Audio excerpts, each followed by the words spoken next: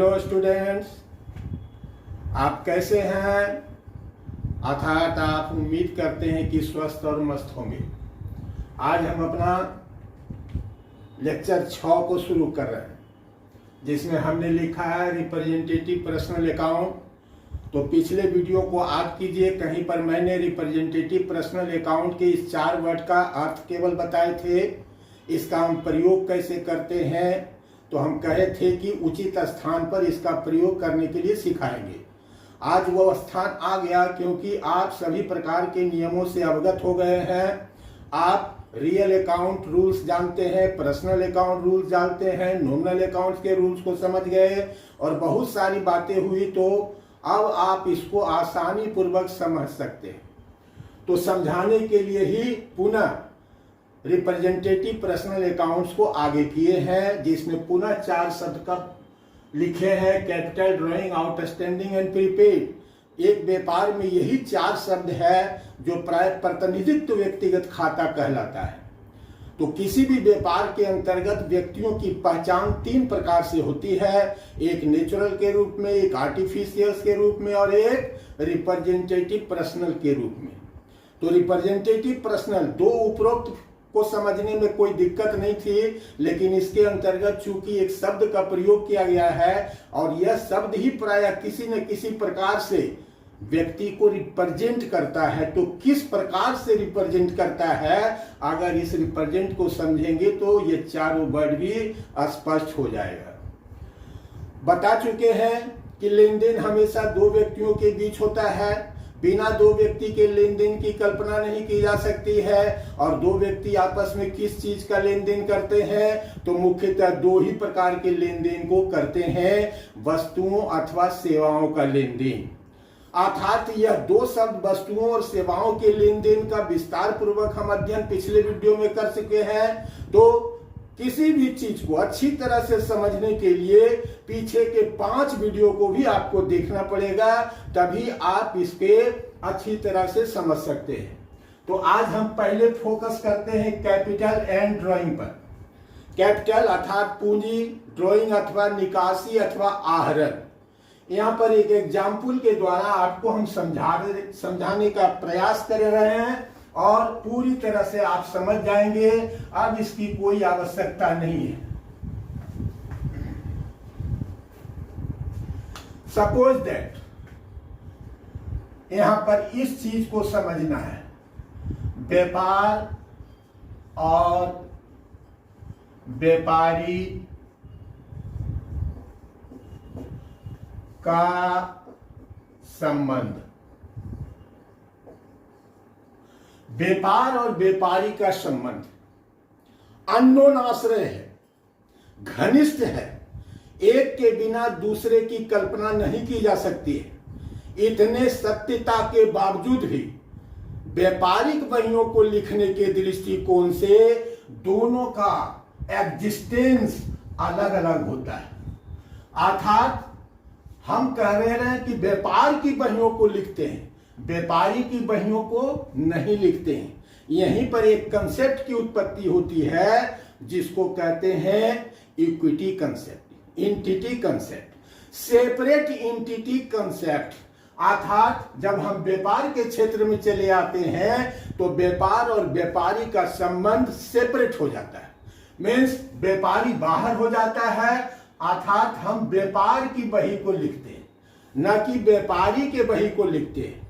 अब इस व्यापार को करने के लिए जितनी भी संसाधन की आवश्यकता होती है, तो व्यापारी का काम सिर्फ इतना है कि वो सारे संसाधन व्यापार को उपलब्ध करा दे ताकि वह व्यापार चल सके। मुख्यतः 2 प्रकार के संसाधन की प्रारंभिक आवश्यकता होती है। एक है पूंजी की, जिसको फाइनेंशियल रिसोर्सेस कहते हैं, मीन्स वित्तीय संसाधन। जितने भी वित्त की आवश्यकता, रुपये पैसे की है, जो कैपिटल के रूप में जो पैसे की आवश्यकता होती है, उसकी व्यवस्था व्यापारी करता है। दूसरा है ह्यूमन रिसोर्सेस, मानवीय संसाधन। अर्थात जितने भी लोगों की आवश्यकता इस व्यापार को करने के लिए होती है, उसकी व्यवस्था भी प्राय व्यापारी करता है। अर्थात व्यापारी एक मालिक के रूप में काम होता है। कोई जरूरी नहीं है कि व्यापारी ही प्राय व्यापार के कार्यों का संपादन करे। जब यह दोनों का संबंध अलग अलग हो जाता है तो व्यापारी प्राय कर्ता की भूमिका में होता है। कर्ता का मतलब व्यापार पर नजर रखना, वो पॉलिसी मेकर होता है, डिसीजन मेकर होता है। अर्थात वो अपने व्यापार को अच्छी तरह से कर सके, इसके लिए पॉलिसी बनाने का अधिकार व्यापारी को होता है। बस इतना ही काम होता है। दूर से बैठकर ही अपने व्यापार की सारी गतिविधियों की जांच करते रहता है कि कब कौन सी कमी पड़ गई, कब कौन से संसाधन कम पड़ रहे हैं, उसको कैसे पूरा किया जाएगा। तो व्यापारी का काम सिर्फ इतना ही रह जाता है, जो प्राय अलग बैठकर ये सब पॉलिसी मेकिंग, डिसीजन मेकिंग बनाते रहता है, जिसके आधार पर उसका व्यापार बिल्कुल चलता रहे और व्यापार में कहीं कोई लौकना नहीं रहे। अब इसको हम एग्जाम्पल के द्वारा, अर्थात हम किसके व्यापार की बहियों को लिखते हैं, न कि व्यापारी की बहियों को लिखते हैं। ये सदैव याद रखना, क्योंकि यहां पर कंफ्यूजन होता है। क्योंकि बहुत सारे हम देखते हैं शिक्षकगण को बात करते हुए, बोलो फर्नीचर खरीदे, क्या आ रहा है तुम्हारे पास। इस तरह के सवाल से बचना चाहिए। होना क्या चाहिए सवाल?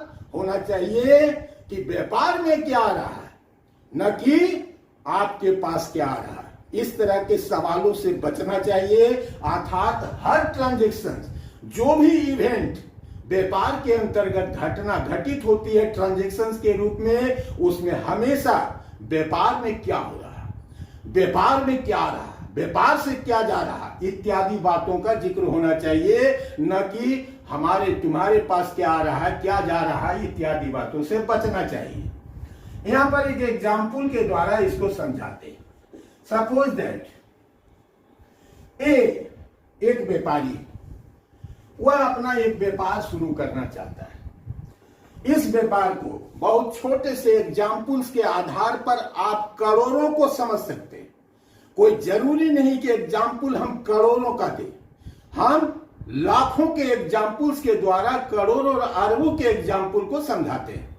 हमने शुरू में ही कह दिया कि आप छोटे से सोचिए। दैनिक जीवन, डे टू डे लाइफ में यह घटना घटित होती है, पहचानने में कठिनाई हो जाती है। अर्थात जो आप सोचते हैं वही व्यापार सोचता है, आपसे बिल्कुल अलग नहीं है।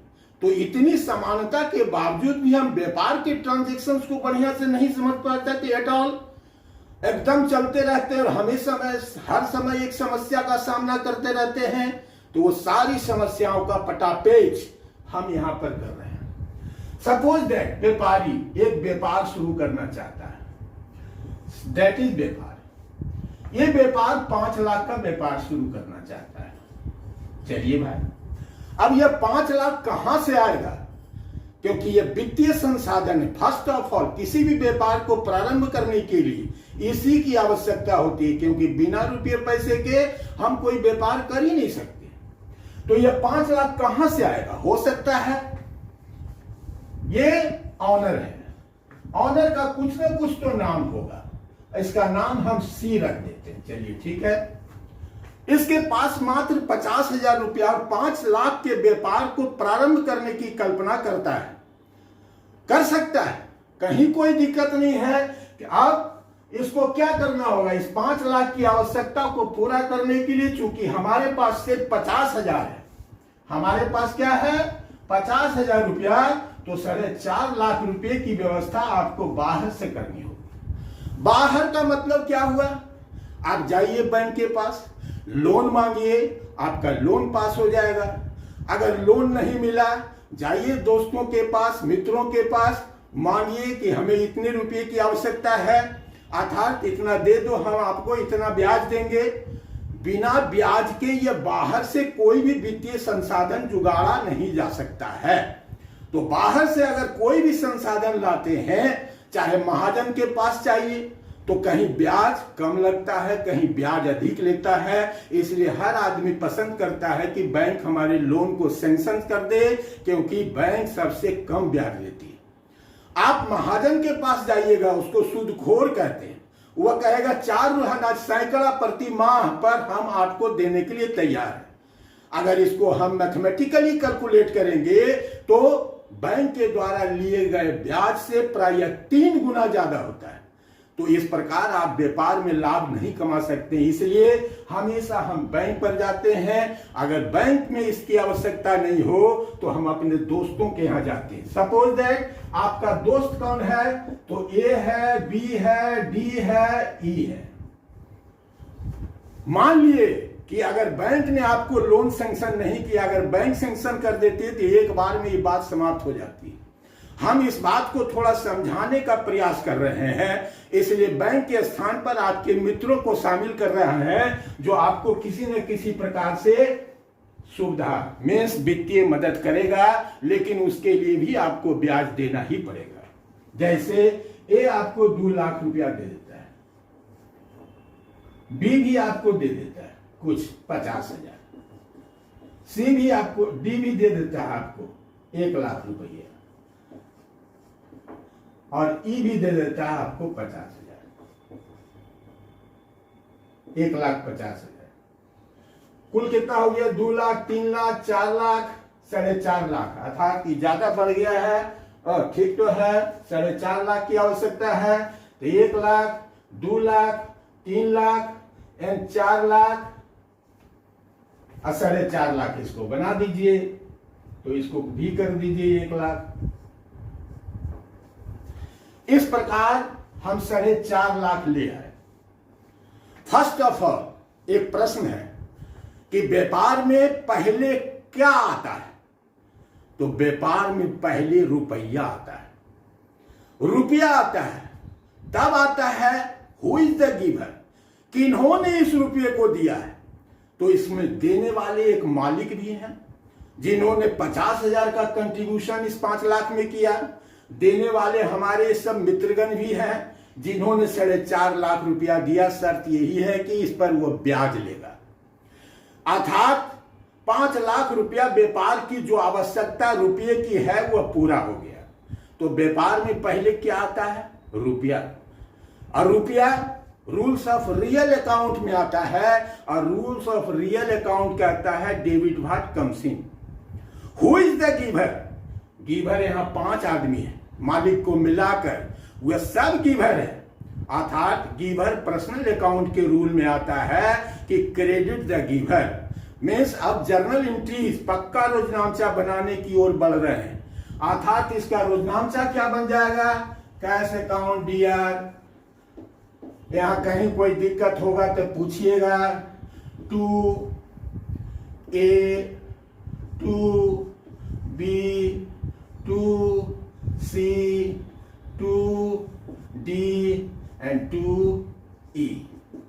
अर्थात इधर का रकम अगर पांचों को मिलाकर देखेंगे तो यह 5 लाख, और यही 5 लाख के योग के बराबर इसका डेबिट अमाउंट होगा 5 लाख। इसलिए हमेशा जब हम जर्नल एंट्रीज बनाने की बात करते हैं तो सबसे पहला प्रश्न यही आता है कि Ram started business with cash ₹5 lakh. Ram ने, अर्थात यहां व्यापारी कौन है? तो व्यापारी है सी।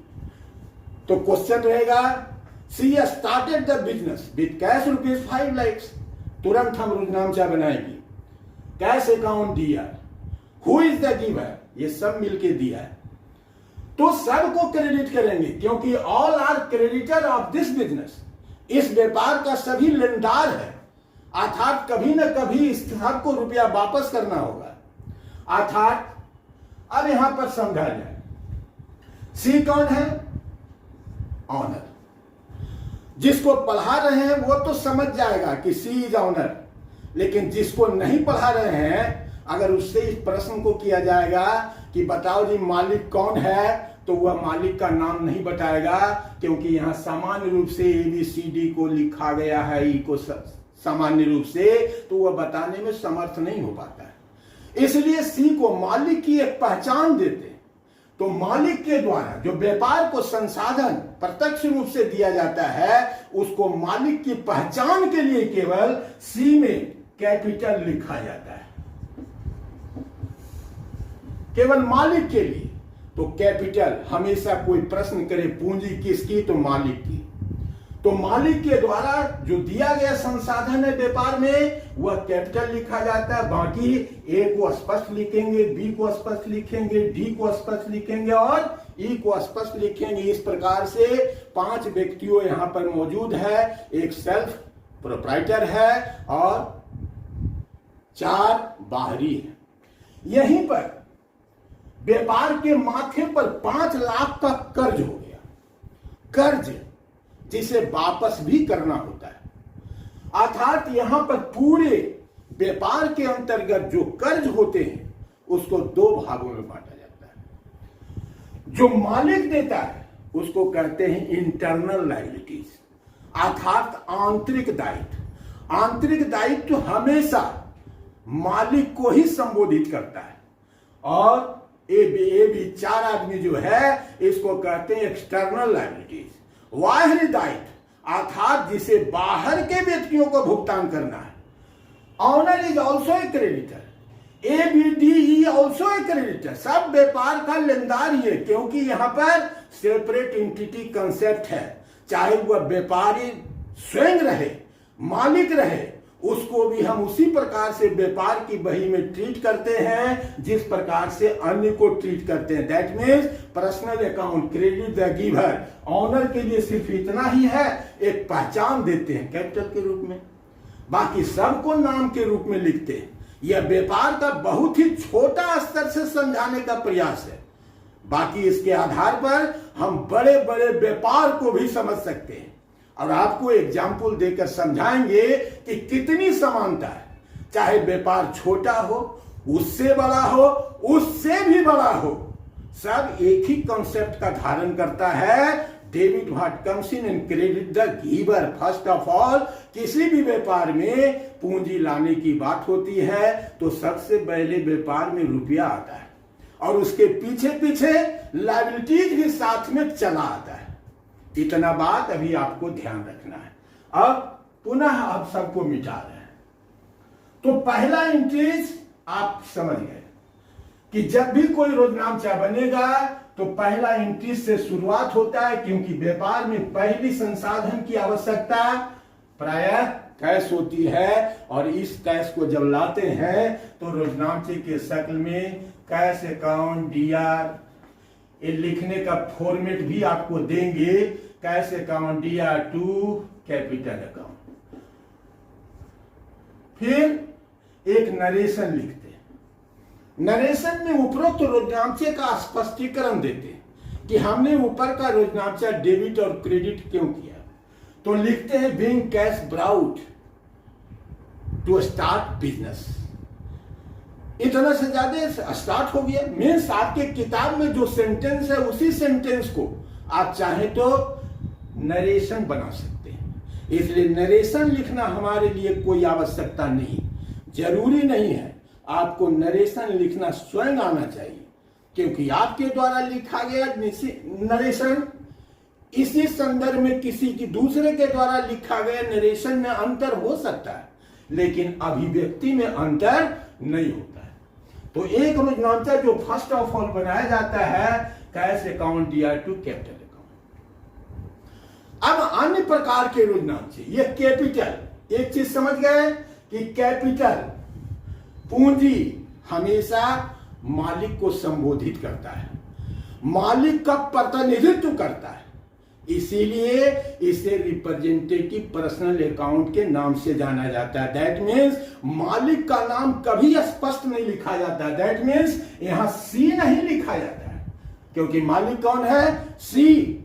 लेकिन जितने एक्सटर्नल है वो सब का नाम लिखा जाता है स्पष्ट रूप से, ए बी डी ई, लेकिन सी के नाम को संबोधित किया जाता है कैपिटल से। तो कैपिटल आर रिप्रेजेंटेड, किसको संबोधित कर रहा है? मालिक को, क्योंकि पूंजी सदैव मालिक का ही संबोधन और रिप्रेजेंट करती है। अब आइए ड्राइंग। कैपिटल व्यापार में 2 ही ट्रांजैक्शंस करता है। आवश्यकता पड़ने पर व्यापार को संसाधन जुगाड़ करता है और जरूरत पड़ने पर घर खर्च के लिए, प्राइवेट पर्पस के लिए रुपये की आवश्यकता होती है। क्योंकि व्यापारी जो छोटका होता है ना, ये सारा धन अपने व्यापार में लगा दिया होता है।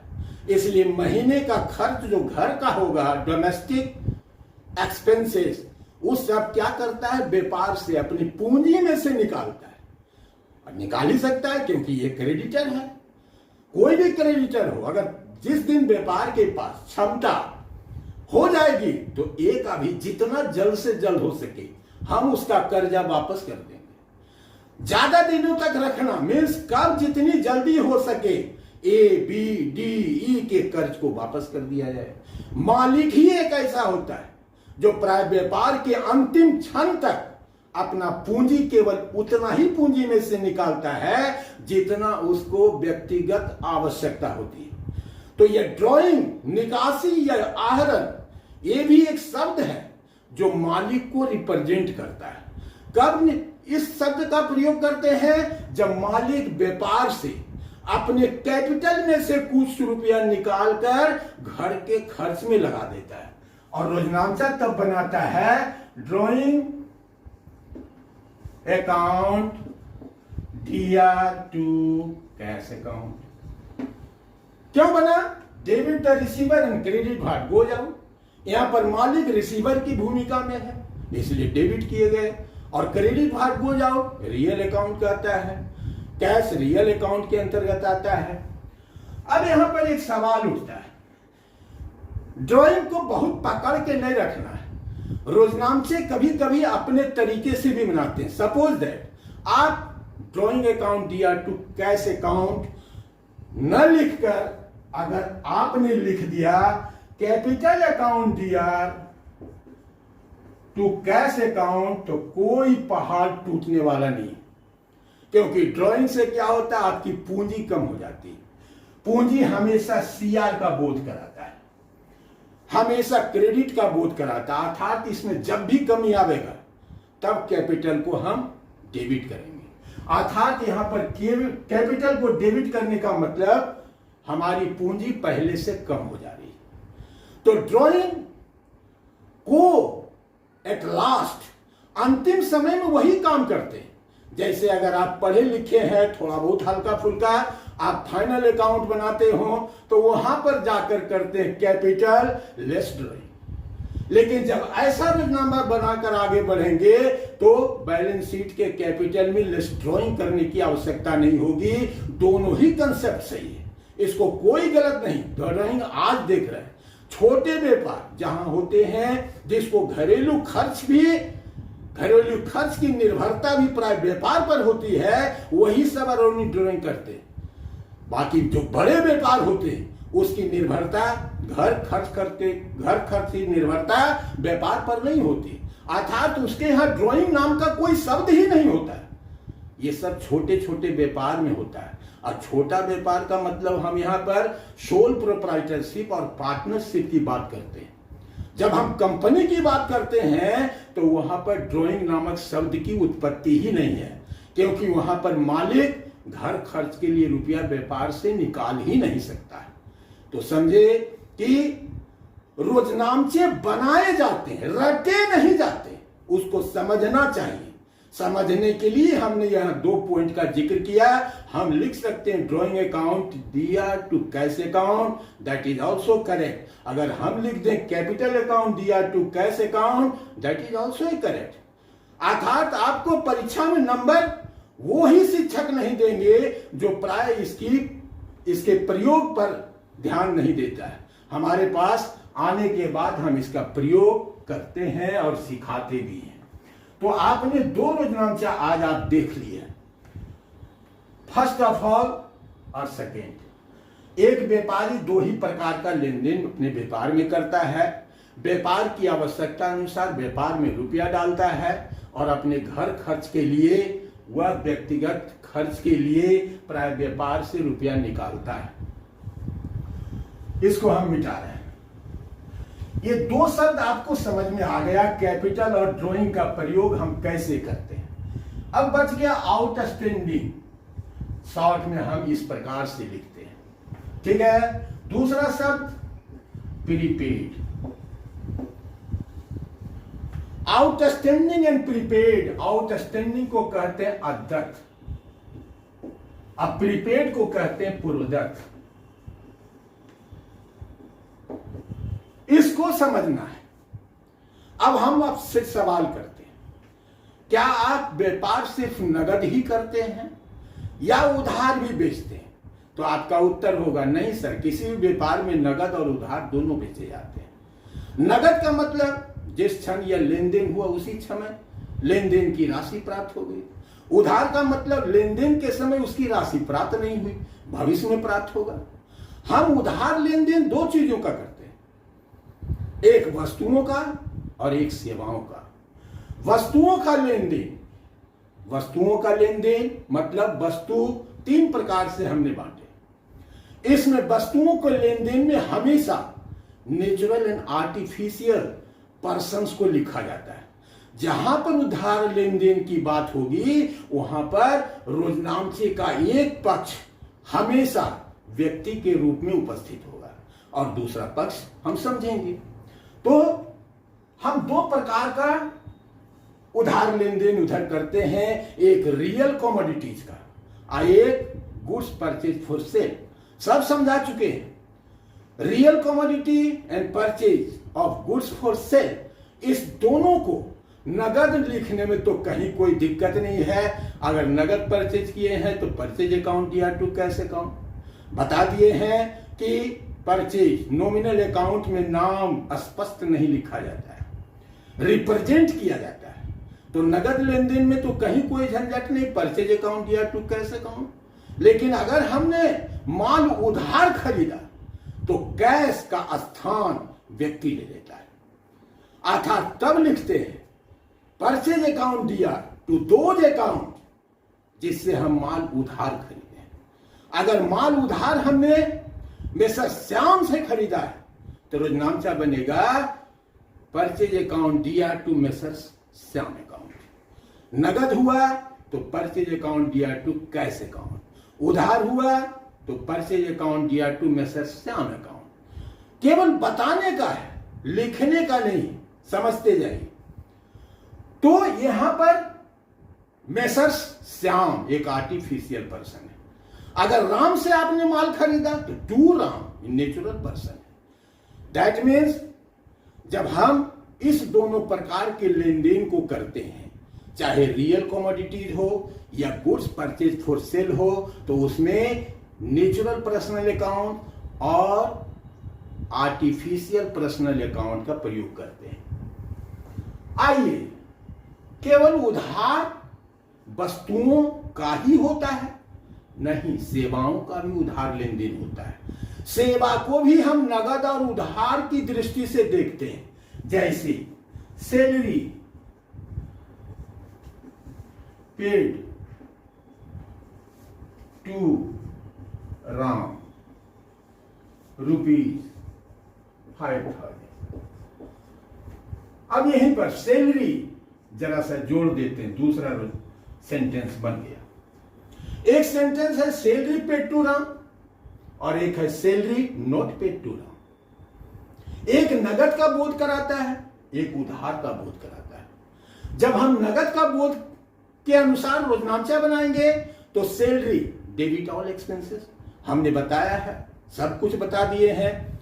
तो सैलरी क्या है? Nominal account. नॉमिनल अकाउंट में खर्च को लिखने के लिए क्या कहता है? Debit all expenses. क्या जा रहा है? रुपये। क्रेडिट भाग को जाओ, रियल अकाउंट्स का रूल। तो पहला के अंतर्गत जो रोजनामचा बना वह सैलरी अकाउंट दिया टू कैश अकाउंट। लेकिन salary not paid to Ram, यहां राम नगद में राम का कोई मतलब नहीं। यहां salary not paid to Ram, यहां भी राम का कोई मतलब नहीं, क्योंकि राम को यहां पर रिप्रेजेंट किया जाएगा। कौन से शब्द से? तो आउटस्टैंडिंग शब्द से। इसीलिए यह राम को रिप्रेजेंट करने के लिए आउटस्टैंडिंग रिप्रेजेंटेटिव पर्सनल अकाउंट का प्रयोग किया गया। अर्थात यहां रोजनामचा बनेगा सैलरी अकाउंट दिया टू कैश अकाउंट और यहां बनेगा सैलरी अकाउंट दिया to outstanding salary account. Means salary का खर्च तो हो गया परंतु उसका भुगतान नहीं किया गया, और भुगतान जब भविष्य में करने की बात अर्थात किसी भी ट्रांजेक्शन का परिणाम भविष्य में बदलने वाला है तब वहीं पर उसको उधार लेन देन की श्रेणी में रखते हैं। तो आप समझ गए होंगे कि representative personal accounts outstanding and prepaid का प्रयोग हमेशा सेवाओं के उधार लेन देन में और छोटी छोटी वस्तुएं लेस देन 1 ईयर वाला कमोडिटी जो होता है उसको लिखने के लिए व्यक्ति को रिप्रेजेंट किया जाता है आउटस्टैंडिंग एंड प्रीपेड के द्वारा। आउटस्टैंडिंग का जस्ट रिवर्स है प्रीपेड, अर्थात प्रीपेड पहले पा जाते हैं, अभी उसको कुछ दिए नहीं और पहले ही हमको रुपया प्राप्त हो गया, तो वैसी परिस्थिति में उसको हम prepaid just like a advance given by those जो इन्होंने दिया।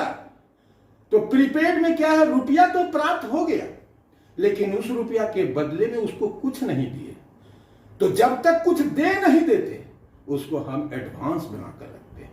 रोजनामचा तो बनाते हैं क्योंकि एप्रल बेसिस पर रोजनामचा बनाया जाता है, तो यहां पर रोजनामचा बनाते हैं कैश अकाउंट दिया टू प्रीपेड इनकम अकाउंट, क्योंकि कैश आ रहा है, डेबिट व्हाट कम से हु इज द गिवर, कोई दे रहा है, नाम की कोई जरूरत नहीं है, राम दे रहा है कि श्याम दे रहा है, कोई दे, उसको हम रिप्रेजेंट बाय प्रीपेड के द्वारा करते हैं। इसीलिए यहां पर रोजनामचा कैश अकाउंट दिया to prepaid income account. Prepaid न केवल इनकम होता है बल्कि एक्सपेंसेस भी होता है।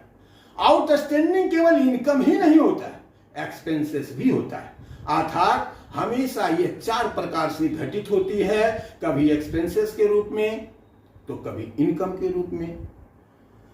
इस प्रकार रोजनामचा आप क्या बनाए, सैलरी पेड टू राम ₹5,000 नगद दे दिए हैं सैलरी अकाउंट या टू कैश अकाउंट, और उसको सैलरी नहीं दिए हैं भविष्य में देने की बात कर रख लिए हैं, तो सैलरी अकाउंट दिया to outstanding salary. That means outstanding credit the giver, सेवा किसने दिया, तो सेवा देने वाले का स्पष्ट नाम नहीं लिखा जाता है बल्कि उसको आउटस्टैंडिंग के रिप्रेजेंट किया जाता है, तो बनेगा सैलरी अकाउंट दिया टू आउटस्टैंडिंग सैलरी अकाउंट। तो बच्चों आज के लिए इतना। किसी भी चीज को समझने के लिए आपको पिछले वीडियो का सहारा लेना ही पड़ेगा। ये हमारा 6ठा वीडियो है, इसके पहले 5 वीडियो में बना चुका हूं, वो पांचों जब तक क्रमानुसार आप नहीं देखेंगे, बार बार नहीं देखेंगे, तब तक whole of the concept of accounting में आप अधूरे ही रह जाएंगे, और अधूरा ज्ञान बहुत ही खतरनाक होता है, आपको हम इस बात की चेतावनी भी दे रहे हैं। तो बच्चों आज के लिए इतना ही। जय हिंद।